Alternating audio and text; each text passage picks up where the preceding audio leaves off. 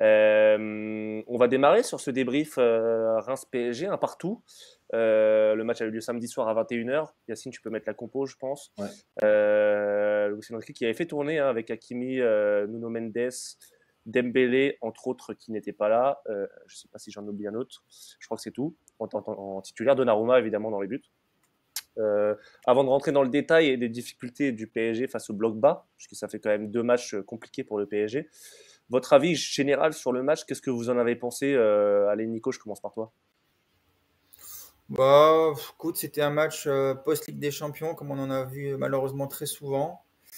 Euh, on va pas se mentir, c'était pas folichon. Moi, j'avais pas vu beaucoup de matchs du PSG cette saison, parce que comme tu l'as dit, je suis toujours en vacances. Donc là, c'était on va dire, je m'étais bien posé pour regarder ça, et ouais, je pense que j'ai bien choisi mon moment. Ouais, ça manquait un peu de tout, mais c'est aussi ces matchs bizarres où tu affrontes une équipe ultra regroupée. Voilà, t'as un plan de jeu, t'as une possession à outrance. Si tu marques pas le premier but, tu sais que ça va être un match vraiment très pénible. Et puis, bah, malheureusement, le scénario s'est produit comme ça. J'ai envie de dire que ce genre de matchs-là sont difficiles d'en tirer des conclusions sur le long terme parce qu'il y a tellement de facteurs qui rentrent en compte sur ce genre de rencontre. Voilà, la compo, la décompression post-Ligue des Champions, l'adversaire, le scénario du match. Tout ça fait qu'à l'arrivée, t'as passé une mauvaise soirée, mais enfin, j'oublie pas qu'on a vécu encore une fois ce genre de match de nombreuses fois auparavant, et ça n'a pas du tout été des témoins d'une saison. Voilà, ça arrive, des matchs comme ça. Ce qu'il faudra faire, c'est éviter que ça se reproduise trop souvent. Et je pense que ce qui va être important après un match comme ça, c'est de très vite retrouver une courbe de progression et un fil directeur plus fort. Et donc, c'est le prochain match qui va surtout compter. Voilà, le match contre Rennes, je pense qu'il sera plus intéressant, à mon avis, à débriefer parce qu'il sera beaucoup plus attendu. Effectivement, pour l'instant, Yacine, Paris trouve la faille en fin de match contre Gérone. Là, ça a égalisé, mais c'est vrai que c'est un peu plus poussif ces temps-ci, quoi. Ouais, parce que il y a plein de choses en fait. Il y a ce match, évidemment. Bon, moi, de toute façon, ça me fait toujours rire. C'est bien pour Reims, hein, ils ont pris un point. On sait qu'en général, les équipes de Ligue 1 contre le PSG, bon, là-bas, c'est se dire si on prend un point, c'est déjà bien. Si t'en prends trois, ben, tant mieux. Et ils ont pas été loin d'en prendre trois parce que malgré tout, sur le dernier contre, t'es pas loin de le perdre le match. Ça veut pas dire que c'est logique, hein. 22% de possession de balle sur un match entier, franchement, enfin voilà, quoi. Chacun sa vision du foot, mais bon. Maintenant, ce qui est sûr, c'est que, comme l'a dit Nico, c'est pas la première fois qu'on voit ce match-là. On l'a vu avant avec des grands joueurs, avec des stars. Et je dirais même qu'on l'a vu avant et à Reims, puisque le départ d'Ancelotti, entre guillemets, à l'époque, il se déclenche un peu là-bas. C'était déjà une défaite 1-0 et pourtant il y avait Zlatan et compagnie. Et Reims, souvent, bah oui, c'est des matchs bourbiers. Le pivot gang, ça vient après Reims. Je crois qu'il va falloir arrêter d'aller là-bas parce que chaque saison, c'est un peu bourbier. Mais voilà, après ce qui me dérange, moi, c'est plus ce qui s'est passé euh, dans les comportements, dans l'animation, dans les choix de Luis Enrique. Comme le dit Nico, ça ne sera pas une vérité parce qu'il se passe plein de choses. Mais en revanche, euh, sur cette idée de bloc bas, moi, ce qui me dérange vraiment, c'est ça. C'est oui, comme le dit Nico, ce type de match, il faut ouvrir le score. Parce que tu fous en l'air le plan adverse. Et parce que, évidemment, que ça te facilite les choses. Parce qu'une équipe qui est menée à zéro, même si il garde le but jusqu'à la mi-temps, il y a un moment où bah, tu es obligé d'aller chercher quelque chose. Et quand tu ouvres pas le score, effectivement, et comme en plus, de l'autre côté, tu prends un but, c'est eux qui ouvrent le score, bah oui, c'est compliqué, mais je pense qu'il y a aussi des choses, moi, qui me dérangent dans ce que le PSG met en place régulièrement contre ces équipes. Euh, parce que je pense qu'on n'est pas les seuls au monde à jouer contre des équipes qui mettent le bus. On est quand même souvent ceux qui sont le plus en difficulté parce que je trouve qu'il y a des choses qui vont pas dans l'approche de ça. On va en parler après tactiquement, mais voilà, il y a quand même des choses évidentes dans le football quand tu veux battre une équipe qui est très regroupée et notamment, par exemple, de pas systématiser les actions à l'intérieur du jeu, comme le fait de multiplier les touches de balle, comme le fait d'arriver lancé plutôt que d'être déjà positionné sur le bloc défensif. Voilà, il y a plein de choses, moi, qui me dérangent dans l'approche. Et peut-être que le résultat aurait été le même. Mais on l'a vu quand même sur les 25 dernières minutes. Dès que Paris a fait autre chose, notamment dans le mouvement, bah, bizarrement, tu peux aussi le gagner 3-1 ou 4-1 le match. Hein. Tu as les occasions pour. Donc voilà.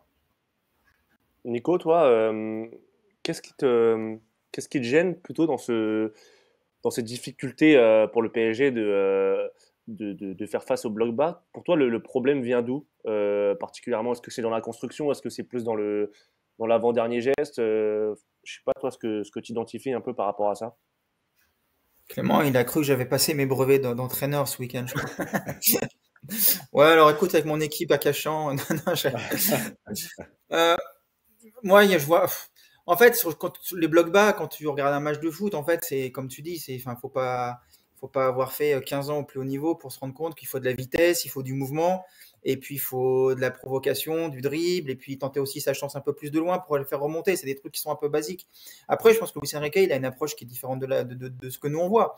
Euh, Moi, je trouve que la compo d'équipe, elle est cohérente par rapport au plan de jeu, c'est-à-dire au milieu, il nous met vraiment l'armada de petits gabarits techniques, même avec Doué en faux neuf, de manière à avoir là où il y a une grande concentration de Rémois, avoir beaucoup de possession, de maîtrise technique et d'ailleurs et de qualité. Et c'est ce qu'on a vu d'ailleurs, hein, globalement, le PSG a bien dominé son sujet à ce niveau-là. Mettre sur les côtés des joueurs rapides et capables de provoquer en dribblant, bah, c'est le cas avec Barcola et Colomani dans les deux couloirs. Donc, la compo d'équipe, je trouve qu'au départ, par rapport aux joueurs qu'il choisit, elle est plutôt cohérente, avec un Zaire Emery qui est très souvent, qui a jamais joué latéral droit d'ailleurs, qui était dans l'entrejeu. Donc, enfin, voilà, le plan de jeu de Luis Enrique, il est intéressant. Après, effectivement, là où c'est frustrant, c'est que dans l'exécution, bah, il y a un peu de maladresse, il n'y a pas beaucoup de prise de risque, il y a un peu de lenteur pendant la première mi-temps, elle est vraiment lente, mais c'est ce que je te dis, ça c'est des matchs post-Ligue des Champions, on l'a vu tellement souvent qu'on ne devrait même pas en être surpris. Mais je reste persuadé que sur cette compo d'équipe et sur même l'entame, tu ouvres le score comme tu dois le faire si tu te fais pas surprendre par ce contre un peu bête. Derrière, c'est un match qui peut vraiment avoir une autre physionomie et que tu peux gagner par 3-4 buts d'écart. Donc, je crois vraiment que ce qu'il faut dans ce genre de rencontre bloc bas, c'est surtout moi ce que j'aimerais voir plus souvent et c'est un peu plus de prise de risque individuelle. Et alors, Barcola représente bien ce problème actuel, c'est-à-dire qu'il est là, il est un peu moins bien là depuis 2-3 matchs. Et on voit que quand tu prends pour moins de risques, bah voilà, ça ronronne un petit peu, c'est de la possession un peu stérile, mais c'est aussi quelque part ce que demande de Luis Enrique, avec cette envie de garder le ballon longtemps sur des longues séquences, de fatiguer l'adversaire.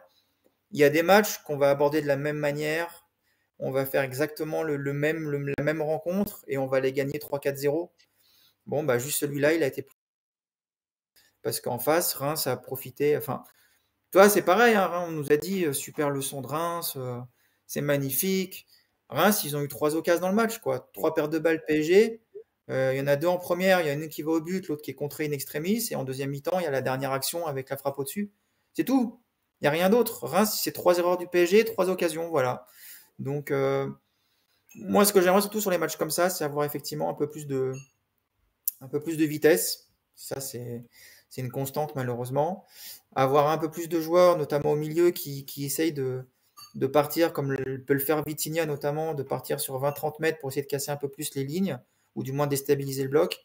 Et puis surtout, des joueurs qui frappent, quoi. Moi, c'est ça qui m'agace le plus, c'est toujours l'impression qu'on a le droit de marquer que si on a fait 10 passes dans la surface et qu'on tire dans les 4,50 m. Donc voilà, moi j'aimerais un peu plus de frappe de loin aussi, mais comme je le dis en introduction, je trouve que c'est difficile de faire des généralités d'une rencontre comme ça parce que voilà, c'est des matchs à part et on en verra d'autres, mais c'est pas la ligne directrice du PSG cette saison. Donc voilà, c'est vraiment un match bizarre. Vraiment un match bizarre, je trouve, à l'arrivée. Yacine, ce qui revient pas mal dans le chat, c'est la vitesse de circulation de balles. Voilà, les gens disent que Paris prend trop de temps pour faire circuler le ballon et du coup ça permet au bloc défensif d'être compact et de coulisser. Euh, et ce que je vois là, c'est que Marquinhos est pas mal ciblé aussi sur le fait qu'ils prennent trop peu de risques dans les premières relances.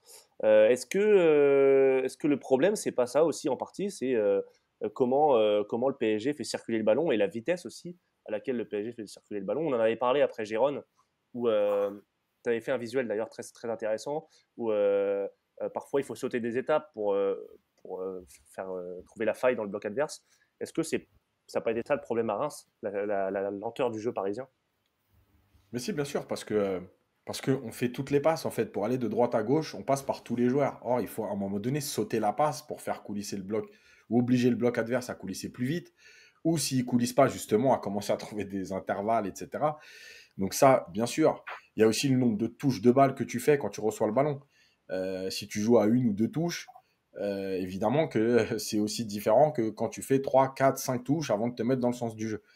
Donc, bien sûr que tout ça, c'est compliqué et on ne le voit pas assez. Il y a Sco dans le chat qui disait c'est compliqué contre les blocs bas. Oui, c'est compliqué, mais il existe des solutions. Tout le monde ne fait pas match nul ou perd contre des blocs bas, sinon ça se saurait. Et le même Sco qui répondait à quelqu'un, je ne sais plus qui a parlé des tirs de loin en plus de Nico, qui disait c'est compliqué de tirer de loin quand tu as 10 joueurs devant toi. En fait, le problème, c'est que, je l'ai déjà expliqué, le tir de loin, évidemment, quand tu tires, c'est pour marquer. Euh, en tout cas, à la base. Maintenant, oui, des fois, il y a du monde devant toi. Mais l'impact que cette prise de risque, entre guillemets, parce que moi, j'aime pas qu'on dise ça, mais euh, ce geste-là engendre, c'est l'adversaire, c'est de se dire, attention, il est capable de tirer, donc il va peut-être falloir qu'on sorte 10 mètres plus haut, ou en tout cas, qu'il y en ait un qui aille le cadrer. À partir du moment où il y en a un qui le cadre et qui sort de sa ligne, il va y avoir des choses qui vont se passer derrière. Donc le tir de loin, même quand il y a du monde, il sert à ça. En plus de vouloir marquer, évidemment. Donc voilà, tout ça, on ne l'a pas vu. Mais tu vois, je voulais revenir vite fait sur le but encaissé parce que pour moi, il y a aussi cette chose-là dans ce match qui s'est passé. Il y a le début de l'action, en fait, où on est qu'à la 8e minute et on a l'équipe coupée en deux. On a une ligne en bas avec le défenseur plus Vitinha et on a une ligne en haut. Et le problème, c'est que tu as un énorme interligne à l'intérieur. Le truc, c'est que c'est toujours pareil. Contre Paris, en fait, quand les équipes jouent en bloc bas et tant qu'il n'y a pas Paris qui a ouvert le score, euh, en fait, elles cherchent toutes la même chose. Évidemment, elles cherchent à être justes, ce qui n'arrive pas souvent. Mais l'idée de départ, c'est de vite trouver des passes relais et des passes dans la profondeur avec des joueurs qui courent, en fait, qui courent, qui font des appels et qui vont dans la profondeur. Et en fait, ce qui se passe sur ce but, c'est exactement ça. Ça veut dire que déjà, tu as un interligne qui est trop important au milieu et qui va servir à un joueur de Reims pour venir demander le ballon dans cette interligne. Et là, le problème, c'est que déjà, il y a Beraldo qui sort. Et il sort un peu tard, mais surtout, il sort sans agressivité. Euh, Et en fait, il va se faire éliminer. Et je pense déjà dans cette situation que si c'est Pacho et pas Beraldo, je pense que le joueur ne se retourne pas et ne peut pas jouer vers l'avant. Et ça, déjà, c'est une grande, grande différence dans l'action qui est menée par Reims. Ce manque d'agressivité. Ensuite, et on y viendra après sur le rôle de Zahir Emery, il y a donc cette passe en profondeur et donc des joueurs du PSG qui courent vers leur but. Encore un nouveau problème. Mais surtout, il y a un écart trop important entre Pacho et Marquinhos, qui est logique puisque Beraldo est sorti. Et le problème, c'est que Zahir Emery, parce qu'il est tout le temps en train de vadrouiller entre le milieu de terrain et le poste de latéral, etc., bah, du coup, il ne va pas rentrer assez tôt. Et moi, je veux bien qu'on accuse Marquinhos sur le but, il n'y a aucun problème, parce que Marquinhos, sur l'intervention, déjà, il se rate. Et après, il perd le ballon des yeux, il ne sait même plus où il est, il cherche le ballon pendant que l'attaquant de Reims, lui, l'a bien vu et va pouvoir le rejouer. Et donc, on voit là Zahir Emery qui est complètement écarté. Et en fait, Zahir Emery, il doit faire la course vers l'intérieur. On s'en fout. Déjà, dans son dos, le joueur qui est dans son dos, il est très loin. Donc, il n'est pas dangereux. Et ensuite, tu ne fermes pas l'extérieur, tu fermes l'intérieur du jeu. D'abord, tu dois aller protéger ton but. Et il ne va pas le faire.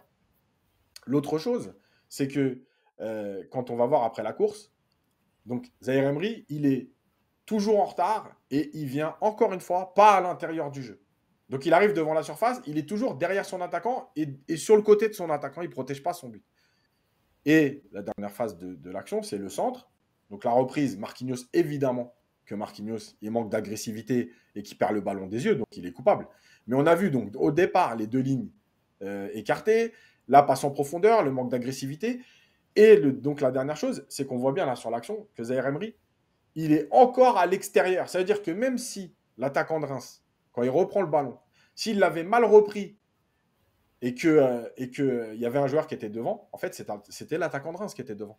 Et j'ai mis, alors entre guillemets, j'ai peut-être un peu exagéré, mais j'ai mis l'action enfin, le positionnement où aurait dû être Zaïre Emery à ce moment-là. C'est que, en fait, il doit être à l'intérieur du jeu. Alors peut-être pas aussi loin que j'ai mis le cercle jaune, mais au moins devant l'attaquant. Et en étant dans cette position, je dis encore pas une fois qu'il aurait sauvé le tir, la frappe, mais en tout cas, il aurait peut-être pu contrer le ballon parce qu'il aurait été devant son adversaire. Et ça change tout à l'action. Et en fait, dans cette action, il y a trop d'erreurs. Il y a trop d'erreurs parce que pour moi, sur la première mi-temps, ça résume la première mi-temps. Il n'y a pas eu l'agressivité, il n'y a pas eu l'envie, il n'y a pas eu... Et on a beaucoup critiqué Kolo Muani. Mais moi, je suis désolé, hein, je sais qu'on peut le critiquer encore sur plein de choses. Mais c'est pratiquement ton seul joueur qui propose quelque chose sur la première mi-temps. Donc voilà, et alors c'est bien pour lui, mais ça résume quand même le niveau du PSG en première mi-temps.